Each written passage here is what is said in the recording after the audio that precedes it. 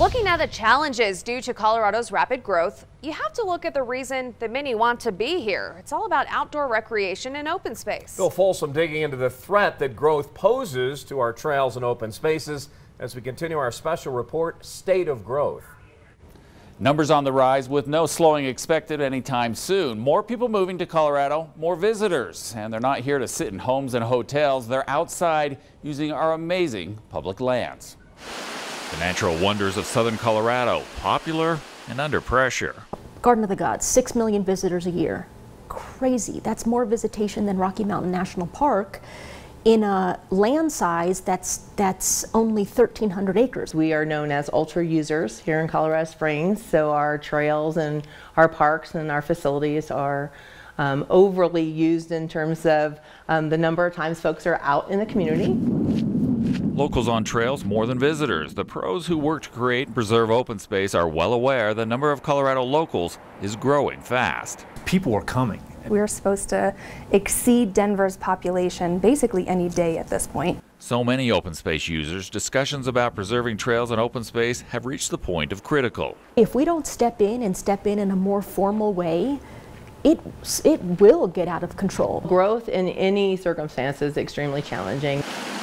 We need to find a way to grow smart, to develop smart, and to ensure that our recreational opportunities, our open spaces, our ecosystem services, our water all remain intact. Trail systems these days have the support of engineers, architects, and other highly skilled experts. We just know a lot more. We have data now, we have technology now, we have science-based techniques and solutions with regard to trail techniques. Only science is often met by longtime Colorado residents who like the way it was decades back.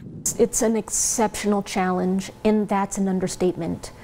Changing human behavior, no matter what we're talking about, is one of the most difficult things to do. Education is key. Bike trails on the edge of Pueblo Reservoir are an example. Mountain bike trails used by locals for years now may close due to recent sustainability evaluations. And sometimes you have to make some tough decisions. The Austin Bluffs open space is another example of growth outpacing a park plan. A survey of the open space area around Pulpit Rock shows 111 ways to enter the park. Most are rogue trails created by locals.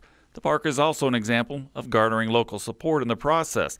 A new mobile option gives input from people actually at the site. Which is really exciting because folks can take that survey out on the property and tell us, this is the best vista, we need to keep this, or this area needs a lot of work. And so we're actually getting on-site feedback. For anyone who uses Colorado trails and open space, it's time to pay more attention. Growth is bringing discussions of trail rules that are happening in other communities. Directional use trails and mountain biking only trails, motorized only trails, hiking only trails. The freedom of getting outside now meeting a more formal approach. You can either see it from a proactive, positive standpoint, or you can sit around and complain about it. But either way, it's happening.